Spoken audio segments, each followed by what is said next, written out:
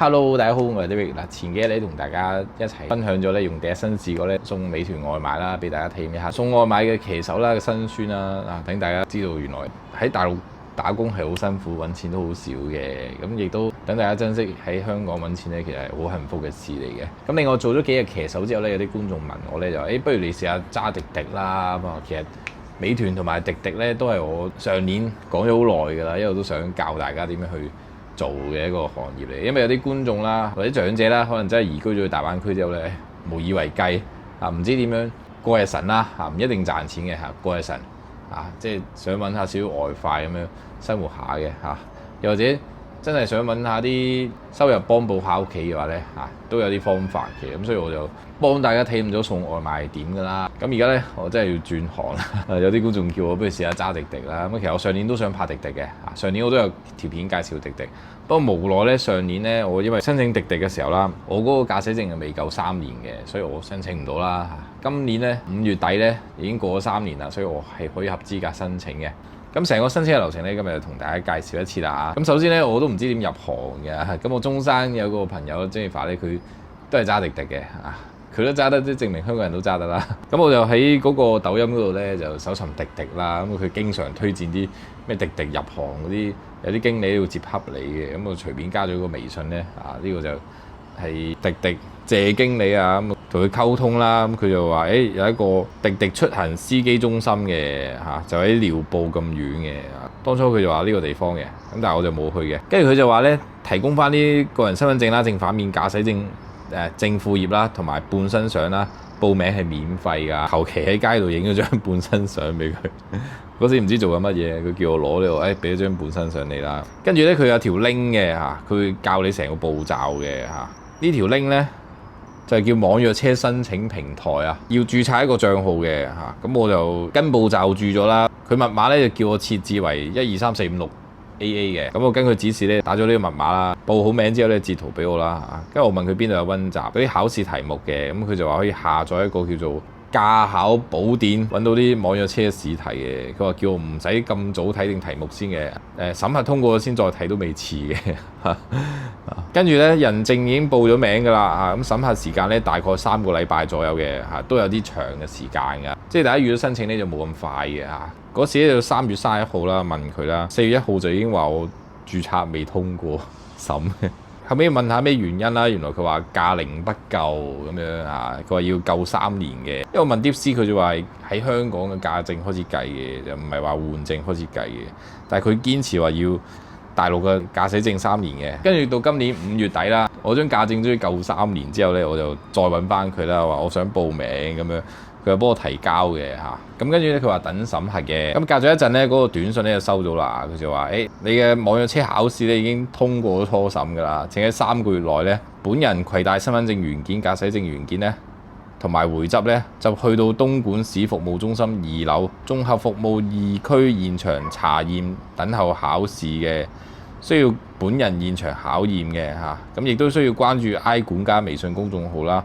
提前預約嘅，跟住我將個短信 send 俾佢之後咧，佢就會話有啲預約嘅教學嘅，咁就跟住啲步驟去做嘅。咁我要預約啦，服務中心政務大廳啦，咁個位置咧就喺南城嗰度嘅。跟住咧綜合服務2區有一個網約車考試，巡遊出租車首次申領換領呢個位嘅跟住揀時段啦預約好咧就提交資料過啦，將個回執打印出嚟，同埋身份證同埋駕駛證原件帶過去嘅，佢俾咗南城個地址，我一定要揀呢一個位置㗎。咁跟住考試啦，佢回執咧幫我求影嗰張相咧，幫我求其整咗出嚟啦。咁要打印過去嘅，就係咁咯。我就唔知邊度溫考試試題嘅，我試下天才波上去照下一次睇下難唔難先啦。如果難先再溫書啦，因為未必好難嘅，我覺得應該都係啲例牌嗰啲廢話咧，唔好衝燈，唔好心急嗰啲咧。好啦，咁我而家就報名啦，搜尋 I 管家，入咗呢個界面啦。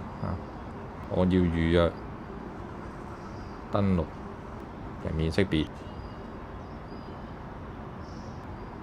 綜合服務2區度啦，跟住咧撳交通運輸局啦，下低就有一個從業員資格證類綜合類網約車從業員資格呢度啦，有得揀時間嘅。咁我而家就譬如今日就冇啊，今日 full 咗，聽日咧有位喎，聽日。咁咁不如就求其揀一個時間啦嚇，朝早9點鐘至9點半，預約成功，搞掂。咁佢就產生咗呢個二維碼嘅。咁我聽日就會去考試啊，咁睇下到時考試題目難唔難啦。如果容易嘅話咧，就唔使溫書啦。咁難嘅話就提醒大家要溫書啦。好，聽日再同大家跟進落去啦。而家將呢張回執咧打印出嚟先，咁列印啦，列印，搞掂。哇，勁大張回執，聽日拎住張紙咧就去考試啦。7月3號7點鐘，帶齊銀包同埋回執，準備去考試啦。好耐未考過試，擺埋垃圾先。出發。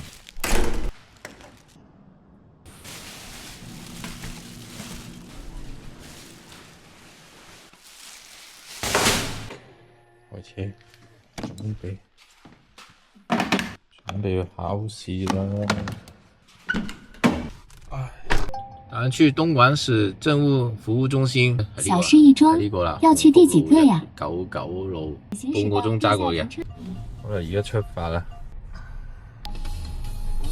請走左側車道，前方轉。呢度就係南城市民中心啦，超發達嘅一個地方。咁就快到啦。我都係第一次嚟南城呢個服務中心，好似好大間，好豪華咁啊，幾區大間嘢，成個會展咁啊。30分鐘免費，1個鐘5蚊雞。咦？點解入唔到嘅？壞咗啊！隔離呢個試下先，呢個得唔得啊？呢個，又係壞咗喎。半個鐘免費，1個鐘5蚊，2個鐘8蚊。擺唔得入去咧，我就求其揾個路邊擺算啦。呢度好多格，呢度又唔使錢嘅，呢度求其揾一格嚟擺啦。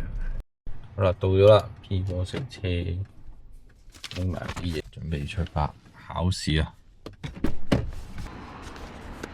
市民中心政務服務中心咁大間啊，行過去睇下先。問咗保安就話上2樓嘅，呢度搭 lift 上去2樓。佢呢度都有好多服務噶，有啲婚姻登記啦，有啲碼都影低，可能第時有用。呢間房度考試嘅，9點鐘先開門。哇！呢個就係政務廳，勁大勁宏偉咯。黐線，呢度都係第一次入嚟。哇，好靚啊，好似個舞台講座咁啊！東莞市民服務中心，港澳台業務區都有喎。哇！係啊，考試場地都咁靚，黐線。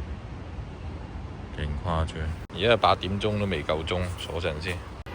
都唔知難唔難，我都冇溫過書。而家溫睇得唔得先？不過而家臨急抱佛腳下咗一個駕考寶典。我而家溫緊啲地方題，我見到一條題目咧係網約車日均平均嚟計嗰個數目咧係賺276蚊。如果唔係租車嘅話咧，購埋選號充電嗰啲咧，可能得2嚿水。一個月踩盡都係揾嗰6000蚊嘅，原來好低。繼續溫都冇乜時間，溫唔切啊！我就溫咗100零條啦，試下就咁考啦。考試要簽承諾書，無聲叫號嘅，而家屏幕嗰度等叫。報完啦，原來今日唔係考試喎，佢話只係報名嘅喎。跟住咧，佢有啲試題嘅，有全國題啦，同埋東莞區域地方題啦，2條。我仲不停咁喪溫，原來唔使溫住。佢話大概1個月左右啦就會考試嘅，今日只係申請報考咁解啫。我話拎住呢張紙咧就可以落樓下咧報銷翻嗰個停車費嘅，免費停車嘅。跟住我問佢咧，咁考試係咪呢度考？佢話唔係啊，都係跟嗰個短信咧，嗰個地址咧去考嘅。咁佢話收短信咧又唔可以用聯通啊，佢話聯通收唔到短信，唔知點解。跟住佢話求其俾個電話佢啦，中移動又好啦，咁啊俾咗個電話佢，冇啦，跟住就走噶啦。咁嘅啫，原來搞到仲剩翻1個鐘咧，臨急抱佛腳衝刺咧，原來都未考住。搞掂啦，翻去啦而家。咁大概咧同大家拍咗咧成個報考嘅流程啦，咁之後就係跟短信指示啦去考試，掃嗰2個碼咧有考試試題嘅，溫完再考就 OK 噶啦，就係咁簡單。佢有預留時間俾我哋溫嘅，希望我下次考試合格咧就可以轉行揸滴滴噶啦。咁呢條片咧就嚟咗，我哋下條片再見啦，拜拜。